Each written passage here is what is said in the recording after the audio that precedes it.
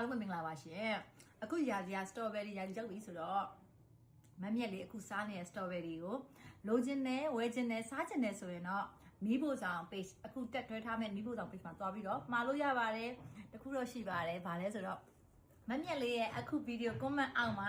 ယူလို့မှန်သေးပြီးတော့ဝယ်မယ်ဆိုရင်တော့3000နဲ့ရမှာဖြစ်ပြီးတော့မီးဖို့ဆောင် comment sorry မီးဖို့ဆောင် page ရဲ့ messenger ကိုတွားမယ်ဆိုတော့3000ခွဲနဲ့ရောက်မှာပါရှင်အဲ့ဒါကပို့ကမပါပါဘူးเนาะတကယ်ကိုရမ်းစားကောင်းပါတယ်ဂျပန်တီချိုမွေးဖြစ်ပါတယ်ရှင်အလုံးကတော့ဒါအကြီးဆုံးအလုံးတွေကိုရွေးထားတာเนาะအလုံးကတော့အကြီးရောအသေးရောရွေးပါပါမရှင်ဒီလိုဒီမျိုးစကူဘူးတဘူးနဲ့ကိုမှ3000ကုန်းမှာယူလို့မှန်ရင်3000မှာချက်ပေါက်မှာမီးပုံဆောင်ချက်ပေါက်မှာသွားမယ်ဆိုရင်တော့3000ပဲဖြစ်မှာပါရှင်တကယ်အရန်စားကောင်းပါတယ်အလုံးတွေကတော့အကြီးလဲပါလို့အသေးလဲပါတယ်ရောရအစုံပါပါတယ်ရှင်အခုကမရမနော်ဒီလိုအကြီးလဲပါတယ်လို့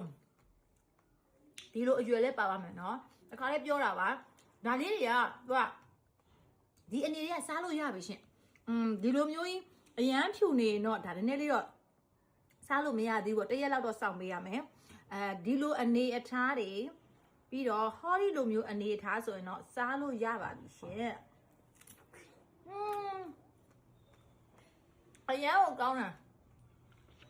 ချော်တောက်ဆရာမလိုပဲနဲ့စားလို့ကောင်းတယ်